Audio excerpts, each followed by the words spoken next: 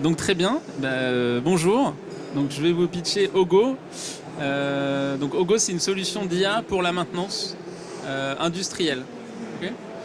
Donc le sujet qu'on essaye d'adresser, c'est les techniciens qui se retrouvent seuls devant leur machine et il faut qu'ils fassent la maintenance de ces machines.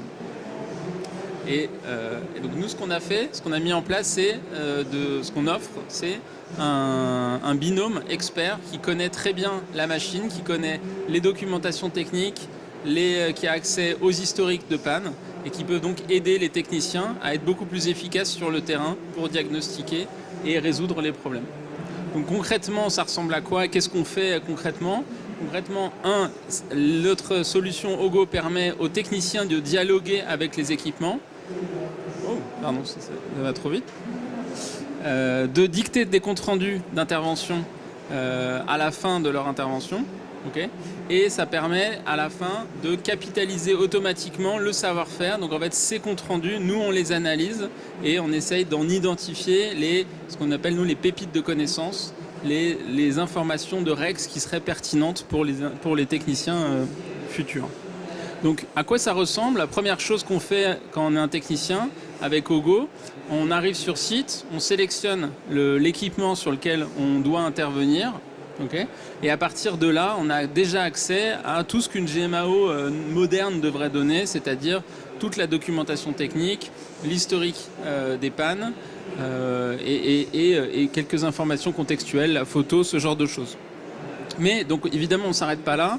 Ce qu'on fait, c'est que on peut discuter avec l'IA et donc lui poser plein de questions et il va nous aider à diagnostiquer les pannes. Donc ça, c'est vraiment la partie diagnostic assisté. Et comme je vous disais, l'autre solution, c'est la capture du compte-rendu. Donc le technicien, à partir de... il va dicter, il va raconter, il ne va pas vraiment dicter, il va raconter son intervention. Il peut le faire un peu dans tous les sens et avec le vocabulaire qu'il a. Et il peut le faire dans d'autres langues. Et l'IA va après transcrire cet audio, analyser toute l'historique des conversations, revoir tout l'historique, et à partir de ça, il va réécrire un compte-rendu très détaillé de l'intervention. Et il va l'écrire en faisant attention à identifier le problème, la cause racine, qu'est-ce qui a été fait, l'état final et les quelques recommandations pour la suite. Mais il ne va pas s'arrêter là. Des fois, le technicien, peut-être, il va avoir oublié de dire quelque chose, d'écrire, par exemple, ici, la cause du dysfonctionnement. Et donc, l'IA va lui rappeler qu'il faut spécifier, qu'il faut expliquer la cause du dysfonctionnement. Donc ça permet d'avoir, sur le terrain, en temps réel, une espèce de sparring partner qui vérifie que le compte-rendu est bien structuré et complet. Et une fois qu'on a travaillé là-dessus, une fois qu'on a édité, validé ce compte-rendu, nous, ce qu'on va faire, c'est qu'on va réanalyser ce compte-rendu, on va le corréler à d'autres comptes-rendus, à d'autres historiques d'intervention, pour essayer d'identifier des pépites de connaissances, des REX qui seraient pertinents pour d'autres sites. Et donc l'idée, c'est vraiment que quelque chose qui est appris sur un site industriel un jour, cette connaissance soit disponible le lendemain sur un autre site industriel. Alors évidemment, on a un processus de validation de cette donnée parce qu'on ne veut pas que ce soit que n'importe qui et qu'un technicien invente quelque chose de trop farfelu.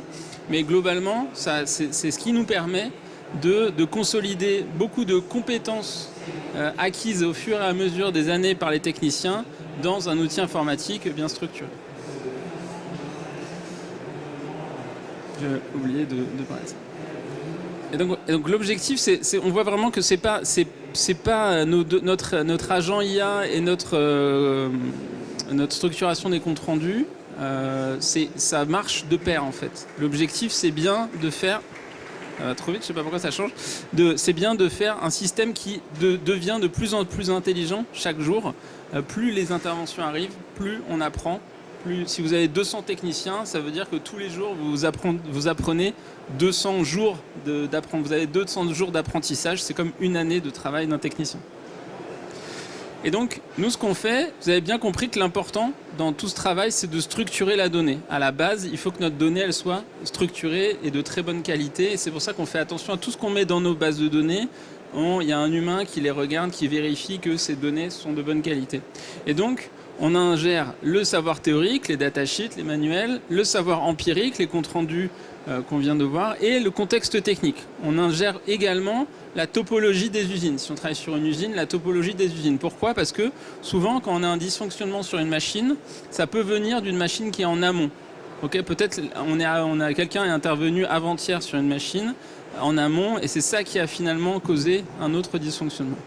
Donc on a ces trois types de contextes, d'informations, qu'on ne va pas simplement mettre dans une base de données et après aller rechercher, on va les mapper dans une base de données graphique. Donc on a un graphe de données qui va connecter tous ces points. Donc ça permet de regarder cette base de données au travers soit des équipements, de la nature des équipements, ou au travers de qui est intervenu dessus, ou au travers de la topologie des usines. À chaque fois, c'est différentes manières de regarder. Et en fait, notre intelligence artificielle, ce qui est spécifique, c'est qu'elle va aller se balader, elle va aller explorer ce graphe de connaissances. Et ça, la littérature scientifique nous a montré que c'était beaucoup plus efficace que simplement faire du RAG vectoriel standard. Parce que le RAG vectoriel standard, ça ne va jamais comprendre la topologie des usines. Ça ne va jamais voir un lien qui est pas écrit, en fait. Alors que justement l'ingestion des données techniques et de la topologie de l'usine va permettre de comprendre, de faire des vraies analyses beaucoup plus poussées. Et puis on peut se connecter à l'IoT pour avoir des informations en temps réel. Et puis après ça ouvre à tout ce qui est vraiment l'informatique, l'IA agentique, c'est-à-dire après on peut agir, on peut demander à l'IA d'agir, de passer des commandes de pièces. Voilà, il peut commencer, et après ça devient moins standard, et ça c'est après des développements spécifiques à faire ensemble. Donc vous avez compris, l'objectif 1 c'est quand même d'aider les techniciens à être plus rapides, plus efficaces rapidement. Ça permet aussi, by the way, à constituer un patrimoine d'informations très précis sur la donnée, et ça vous débloque des analyses complexes que vous pouvez faire après par la suite. Et là, on peut commencer à rentrer un peu dans du prédictif, mais à partir de données vraiment fiables. Donc voilà, nous on lance la commercialisation depuis janvier. Nous, ce qu'on fait, c'est qu'on fait des tests. On lance des tests avec des industriels. Au début, on le fait de manière déconnectée, c'est-à-dire juste avec une IA de maintenance, des bases de données et des données froides, on va dire. Et ça permet déjà très rapidement de montrer de la valeur. Ça permet de montrer que les comptes rendus sont de meilleure qualité et qu'on peut commencer à faire des analyses solides dessus.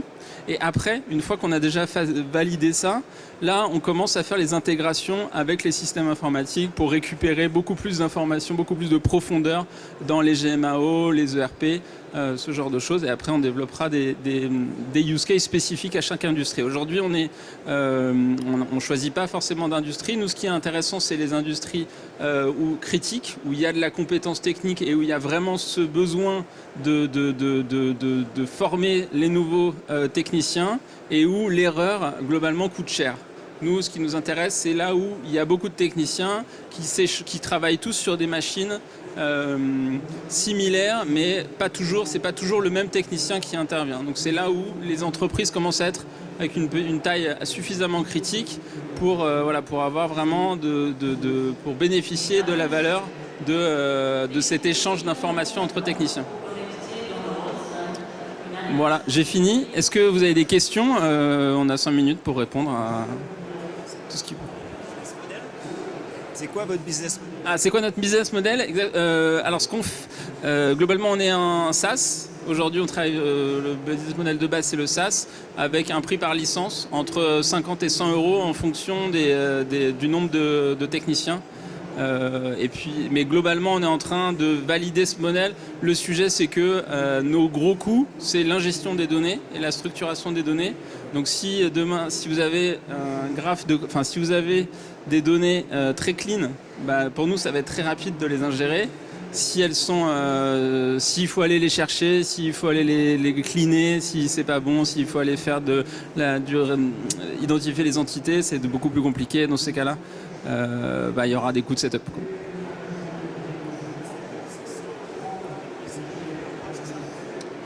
C'est entre 50 et 100, ouais, exactement. Quelque chose par mois, ouais, exactement. Prix, c'est l'ordre d'idée, quoi. Et globalement, si on regarde, moi, je suis persuadé que si on regarde aujourd'hui les développeurs informatiques, si on leur dit demain vous avez plus Claude Code ou toutes les informations, enfin, toute l'intelligence artificielle qui les aide à travailler, ils vont avoir du mal, ils vont reperdre en performance. Et aujourd'hui, là où on voit où l'IA générative est le plus développée, c'est ce genre de contexte, c'est l'informatique, le codage informatique. Après, il y a un petit peu de marketing. Et globalement, la maintenance, c'est un des derniers bastions où aujourd'hui il n'y a pas d'intelligence artificielle. Et sauf si on se dit que c'est vraiment un métier à part, mais a priori je n'y crois pas. C'est là où je pense qu'il y a vraiment un boulevard pour développer des compétences, enfin des solutions qui exploitent cette IA, mais toujours en gardant l'objectif pour nous, c'est de garder l'humain au milieu, de l'aider à se former et pas à le remplacer. Et de toute façon, pas le remplacer en robot, ça ne marche pas de toute manière. Mais le sujet, en tout cas, moi je ne sais pas ce que vous en pensez, mais quand je discute avec des gens, c'est vraiment le sujet, c'est numéro 1, c'est la formation. Donc en fait, il y a la formation peut les former. Nous, ce qu'on essaye de faire, c'est de la formation in situ. C'est l'IA qui va aider les techniciens à comprendre des sujets, à identifier. Et on pense que c'est beaucoup plus performant que les envoyer une semaine, 2 semaines en formation sur des sujets.